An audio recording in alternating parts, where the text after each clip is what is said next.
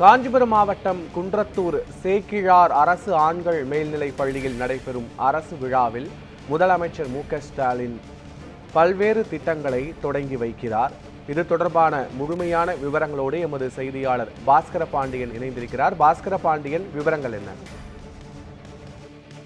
பத்மநாபன், தமிழ்நாடு முதலமைச்சர் மு.க.ஸ்டாலின் பல்வேறு திட்டங்களை அந்தந்த மாவட்டங்களுக்கு சென்று தொடங்கி வைக்கக்கூடிய நிகழ்வுகளை நாம் பார்க்க முடிகிறது. இந்த சூழலில்தான் தற்பொழுது காஞ்சிபுரம் மாவட்டம் குன்றத்தூர் சேக்கிழார் அரசு ஆண்கள் மேல்நிலைப் பள்ளியில் இன்று நடைபெறக்கூடிய அந்த அரசு விழாவில் குறு, சிறு மற்றும் நடுத்தர தொழில் நிறுவனங்கள் துறை சார்பில் கலைஞர் கைவினை திட்டத்தை தொடங்கி வைத்து 8,951 பயனாளிகளுக்கு 34 கோடி ரூபாய் மானியத்துடன் 170 கோடி ரூபாய் கடன் ஒப்புதலை தமிழ்நாடு முதலமைச்சர் மு.க.ஸ்டாலின் வழங்கி வருகிறார். அதோடு மட்டுமல்லாமல் பல்வேறு சிறப்பு வாய்ந்த திட்டங்களையும் அங்கே தொடங்கி வைத்திருப்பதோடு கலைஞர் கைவினை திட்டத்தை தொடக்கி வைத்து இந்த திட்டத்தின் மூலமாக பல்வேறு சிறப்பம்சங்களாக மாணவர்களுக்கு பல்வேறு கைவினை பயிற்சிகளானது வழங்கப்படுகிறது. அந்த வகையில் 3 லட்சம் வரை பிணையற்ற கடன் உதவி, 50,000 வரை மானியம், 5% வரை வட்டி மானியம்,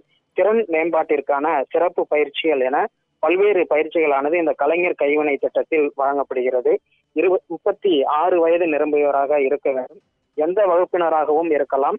பல்வேறு பயிற்சிகள், குறிப்பாக கட்டட வேலைகள், மர வேலைப்பாடுகள், பாரம்பரிய முறையில் ஜவுளி அச்சிடுதல், தோல் கைவினை பொருட்கள், காலணிகள் தயாரித்தல், மீன் வலை தயாரித்தல், மலர் வேலைப்பாடுகள், மூங்கில், பிரம்பு, சணல், பனை ஓலை வேலைப்பாடுகள் உள்ளிட்ட பல்வேறு வகையான அந்த பயிற்சிகளுக்கு இந்த கலைஞர் கைவினை திட்டத்தின் வாயிலாக பயிற்சியானது வழங்கப்படுகிறது.